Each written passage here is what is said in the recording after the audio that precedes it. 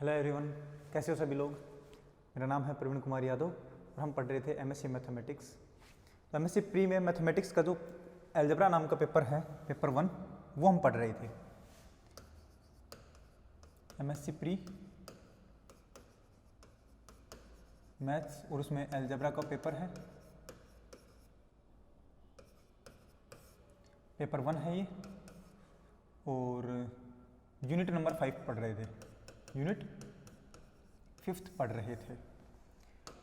अब इसमें हमने कुछ थ्योरम्स पढ़ ली थी ऑलरेडी और हम आगे की थ्योरम्स पढ़ रहे हैं, जिसमें हम इनर प्रोडक्ट स्पेस नाम का एक टॉपिक पढ़ रहे हैं। इस यूनिट का नाम भी वही है, इनर प्रोडक्ट स्पेस। उसके अंदर हमें किस तरीके से इनर प्रोडक्ट स्पेस डिफाइन होता है वो सब चीज़ें हमने पढ़ ली हैं, एक दो थ्योरम्स भी पढ़ ली हैं। उसके बाद ऑर्थोगोनल सेट, ऑर्थोनॉर्मल सेट भी पढ़ लिए हैं। और अब आगे आने वाली जो थ्योरम है वो हम स्टार्ट करते हैं। अगली थ्योरम है, स्टेटमेंट लिखते हैं पहले थ्योरम का। Let capital V be an IPS inner product space and S is equal to V1, V2, Vn be a orthonormal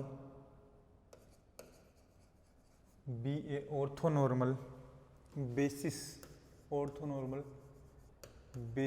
of V and small v belongs to capital V,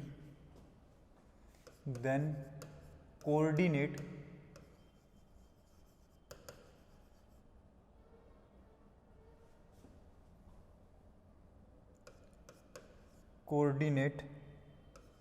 of V relative to basis S are V, Vi and norm of V का square is equal to summation I is equal to 1 to n mod IP of V, Vi का mod का square. ये हमें prove करना है। Theorem का statement आप लोगों को समझना है पहले, उसके बाद हम थ्योरम का प्रूफ समझते हैं। सबसे पहले तो V अपने पास एक IPS दे रखा है, इनर प्रोडक्ट स्पेस दे रखा है। S उस V के अंदर से एलिमेंट्स निकाल करके S एक सेट बनाया है, और सेट कैसा है अपने पास, ऑर्थोनॉर्मल सेट है या ऑर्थोनॉर्मल बेसिस अपने पास V की। ये जो S सेट है ये सेट तो है ही, ये बेसिस भी बन रहा है। बेसिस इसका मतलब क्या है, इसके सारे एलिमेंट Li एलिमेंट हैं एंड ये पूरा S मिल करके पूरा V को जनरेट कर देता है। मतलब S के सारे एलिमेंट मिल करके पूरा V बना देते हैं, इसलिए S क्या है, बेसिस है। ठीक है, Li हो गया और S के सारे एलिमेंट मिल करके V के हर एक एलिमेंट को जनरेट कर देते हैं, मतलब जनरेशन हो गया पूरा, तो S क्या बन जाएगा, बेसिस बन जाएगा। और बेसिस भी कैसी है, ऑर्थोनॉर्मल बेसिस है। ऑर्थोनॉर्मल का मतलब क्या होता है, अगर खुद एलिमेंट खुद के साथ IP बना रहा है तब तो वैल्यू बनेगी अपने पास 1, और एक एलिमेंट अगर दूसरे के साथ IP करें, हम एक एलिमेंट का दूसरे के साथ IP करें तो वैल्यू बनेगी 0, और खुद का खुद के साथ IP निकाले तो वैल्यू 1, और खुद का दूसरे के साथ निकालें तो वैल्यू IP क्या बनेगी, 0 बनेगी। वो होता है अपने पास ऑर्थोनॉर्मल। हमने V एक एलिमेंट लिया है कैपिटल V के अंदर से, then coordinate of V relative to basis S are V, Vi। मतलब अगर हम S बेसिस के रिलेटिव में इसका V जो एलिमेंट है इसके अगर हम कोऑर्डिनेट निकालें, कोऑर्डिनेट कैसे, जैसे V एक एलिमेंट है कहाँ का, कैपिटल V का। V एक एलिमेंट है कहाँ का, कैपिटल V का। अब कैपिटल V का एलिमेंट है तो हम बोलेंगे कैपिटल V के एलिमेंट को कौन जनरेट करता है, S जनरेट करता है, तो S के लीनियर कॉम्बिनेशन में लिखा जाएगा V। तो मैं V को लिखूंगा कि α1 V1 plus α2 V2 plus so on plus αn Vn। ठीक है, ये अपने पास V बना है। तो V के बताओ कोऑर्डिनेट कौन कौन बना, V1 का तो ये, V2 के लिए ये, V3 के लिए और Vn के लिए ये। तो v के कोऑर्डिनेट कौन कौन है, v1 के लिए तो α1 कोऑर्डिनेट है, v2 के लिए α2 कोऑर्डिनेट है और vn के लिए αn कोऑर्डिनेट है। ये कोऑर्डिनेट वाली बात समझ में आई क्या कि v के कोऑर्डिनेट कौन कौन है, v के कोऑर्डिनेट कौन कौन से हैं, ये बात समझ में आ गई होगी, ठीक है। हाँ, तो v के कोऑर्डिनेट अपने पास अलग अलग हैं। v का कोऑर्डिनेट v1 के लिए तो v1 के रेस्पेक्ट में तो कौन है α1, v2 के रेस्पेक्ट में कौन है α2 और vn के रेस्पेक्ट में कौन है αn। तो v के जो कोऑर्डिनेट हैं, then coordinate of v relative to basis s basis के रेस्पेक्ट में कौन कौन कोऑर्डिनेट बनेंगे, α1 α2 α3 αn कोऑर्डिनेट बनेंगे। और ये बोल रहा है कि यहाँ पर कौन बनने चाहिए, v, vi बनने चाहिए। मतलब α1 की वैल्यू तो v, v1 होनी चाहिए, α2 की वैल्यू v, v2 होनी चाहिए, α3 की वैल्यू v, v3 होनी चाहिए और αn की वैल्यू क्या होनी चाहिए, v, vn होनी चाहिए। ये हमें प्रूव करना है। उसके बाद हमें प्रूव करना है कि जो हमने v एलिमेंट लिखा है, ये वाला v एलिमेंट, इसका नॉर्म का स्क्वायर निकालोगे तो आपके पास ये वाली वैल्यू मिलेगी। ये बात हमें सारी प्रूव करनी है, करते हैं।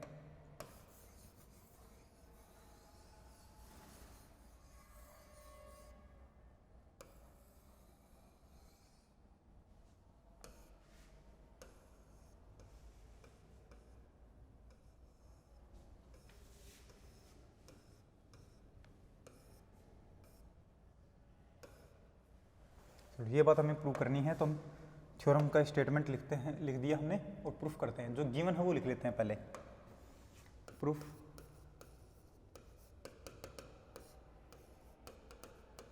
गिवन दैट, क्या गिवन है, V is an IPS। V अपने पास एक इनर प्रोडक्ट स्पेस है and S is equal to V1, V2, so on Vn is orthonormal basis of V। तो अपने पास S सेट क्या है, ऑर्थोनॉर्मल बेसिस है V सेट की। तो V सेट की अगर ऑर्थोनॉर्मल बेसिस है तो हम इसको क्या लिख सकते हैं, that is S is linearly independent and S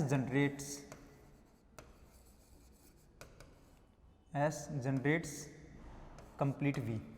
मतलब कंप्लीट V जो है, V का हर एक एलिमेंट S के लीनियर कॉम्बिनेशन में लिखा जाना चाहिए और S सारे के सारे कैसे हैं, Li एलिमेंट्स हैं, ये बात है। एंड ऑर्थोनॉर्मल का मतलब क्या है कि IP ऑफ Vi, Vj क्या बनेगा आपके पास, क्रोनिकल डेल्टा I, j बनेगा, जिसकी वैल्यू होती है कभी कभी तो 1 और कभी कभी 0। 1 कब होती है, जब I और j इक्वल होते हैं तब तो होती है 1, और जब I और j इक्वल नहीं होते हैं तब होती है 0 वैल्यू। समझ में आई कि नहीं आई बात, ठीक है, क्लियर है ये बात, ओके। इतना हमारे पास गिवन है पहले से। अब हम आगे बात करते हैं, हमें प्रूव करना है। तो then we have to prove that coordinates of V relative to S are V, Vi। और ये क्या प्रूव कर रहे हैं, दैट इज α1 की वैल्यू क्या होनी चाहिए, V, V1 होनी चाहिए, ये हमें प्रूव करना है। α2 की वैल्यू क्या होनी चाहिए, V, V2 होना चाहिए और सोन αn की वैल्यू क्या होनी चाहिए, V, Vn होना चाहिए। ये बात हमें प्रूव करनी है और इसको प्रूव करने के लिए मैं बोलूँगा फॉर दिस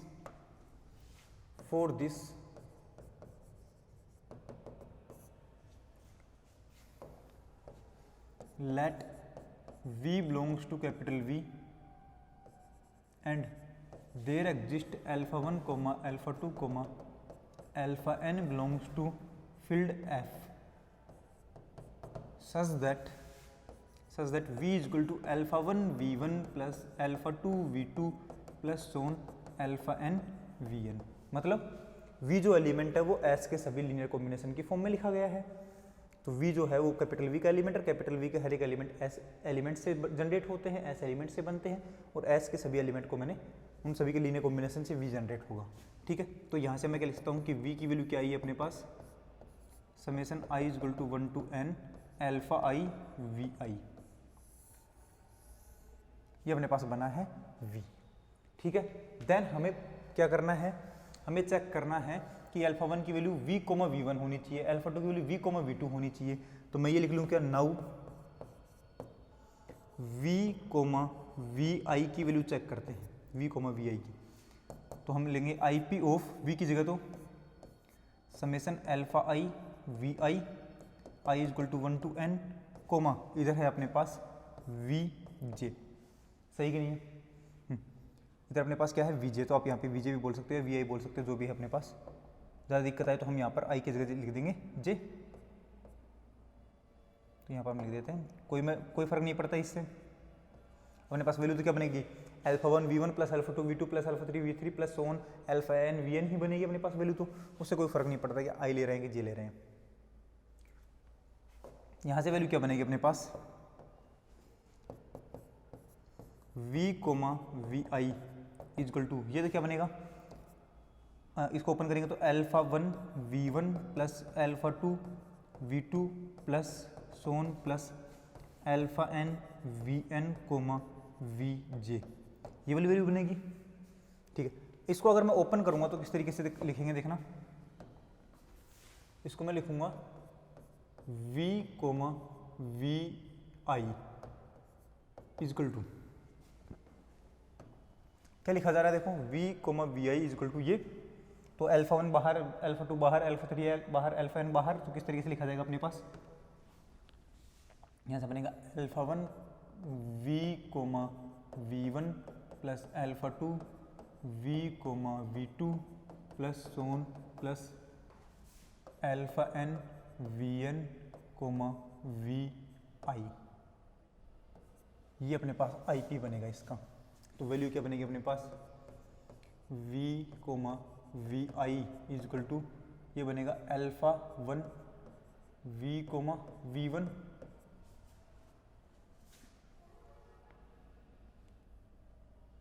ये हमने ओपन ही कर लिया ना एक तरीके से,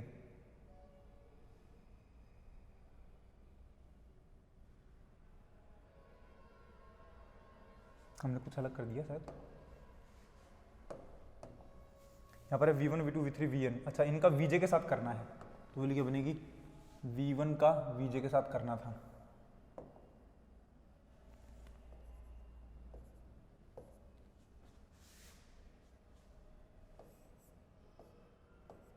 वैल्यू क्या बनेगी अपने पास,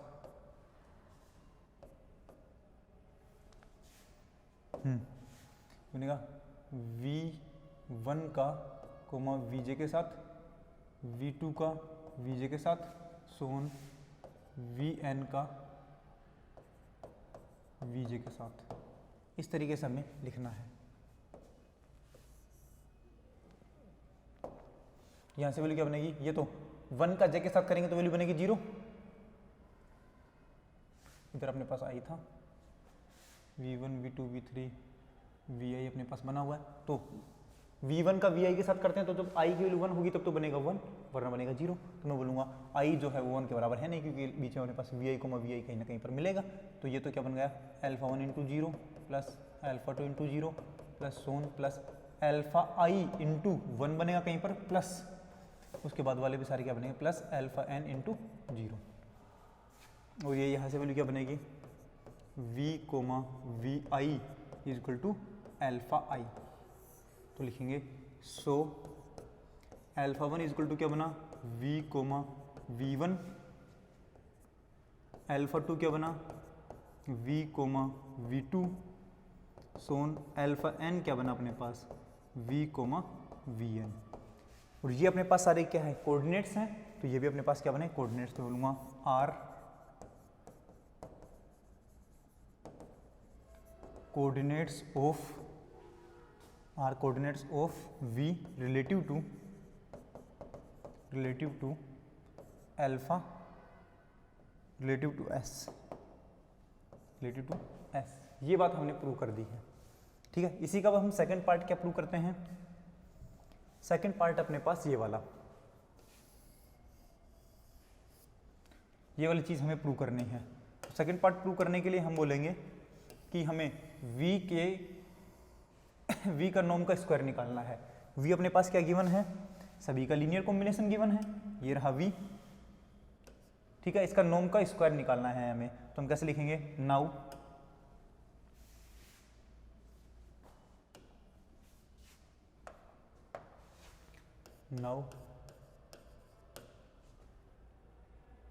नॉर्म ऑफ v का स्क्वायर इज इक्वल टू क्या बनेगा, v का v के साथ IP, ये वैल्यू बनेगी नॉर्म ऑफ v का square is equal to v क्या है अपने पास, summation I is equal to 1 to n alpha I vi comma v क्या है, summation j is equal to 1 to n alpha j vj, ये value बनेगी अपने पास। ठीक है, यहाँ से बनेगा नॉर्म ऑफ v का स्क्वायर इज इक्वल टू, ये अपने पास क्या बनेगा, समेशन बाहर यहाँ पर i is equal to 1 to n alpha I बाहर, और यहाँ से summation j is equal to 1 to n alpha j बाहर, और वैल्यू क्या बनेगी vi कोमा vj बनेगा, vi कोमा vj।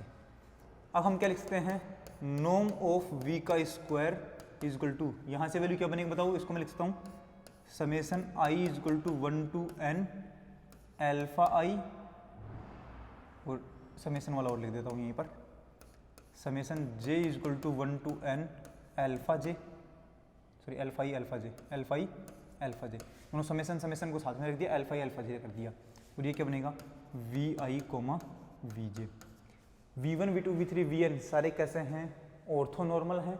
ऑर्थोनॉर्मल है तो हम क्या बोलेंगे कि इन दोनों का IP क्या बनेगा अपने पास, क्रोनिकल डेल्टा बनेगा, तो वैल्यू क्या बनेगी, नॉर्म ऑफ v का square is equal to summation I is equal to 1 to n समेशन j is equal to 1 to n बनेगा अल्फा I अल्फा j, और ये बनेगा Kronecker delta I comma j।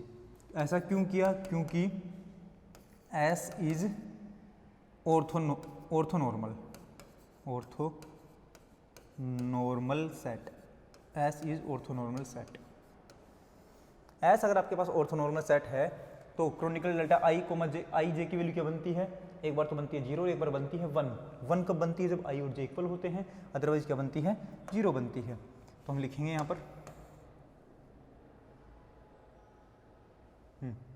पर लिखते हैं हम नॉर्म ऑफ v का स्क्वायर इज इक्वल टू, ये क्या बनेगा अपने पास, I की वैल्यू जब j के बराबर होगी तब हम लिखते हैं 1, तो मतलब क्या हुआ, I और I की जगह j और j की जगह I लिख सकता हूँ क्या, तो अपने पास वैल्यू क्या बनेगी, summation I is equal to 1 to n, और ये क्या बनेगा, j वाला तो j is equal to I के लिए खत्म हो गया, तो अपने पास वैल्यू क्या बनेगी alpha I into alpha I, ये बनेगा क्या।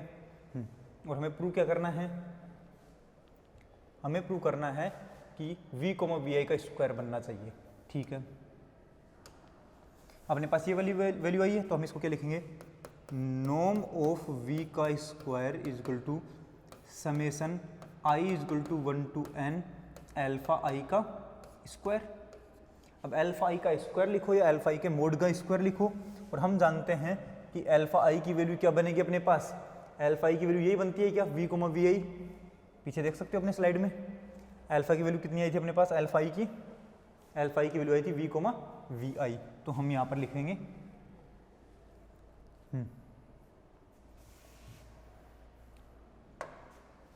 एंड, इसके ऊपर मोड लगा सकते हो आप, क्योंकि स्क्वायर पे कोई फर्क नहीं पड़ता, एंड वी नो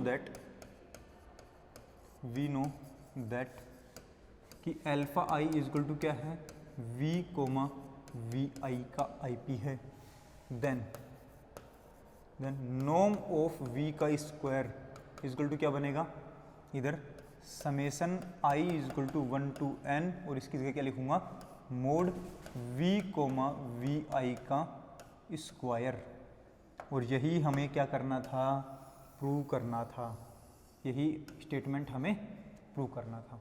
थ्योरम जो थी हमारे पास उसमें हमें ये प्रूव करना था कि पहले जो कुछ कंडीशंस गिवन है अपने पास, कि V एक IPS है,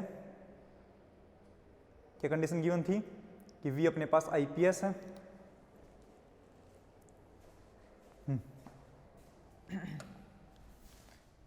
V तो अपने पास था IPS इनर प्रोडक्ट स्पेस, ठीक। S अपने पास था V1 V2 V3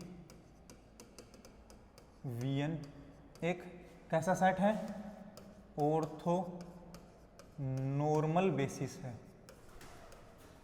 ortho normal basis थी अपने पास।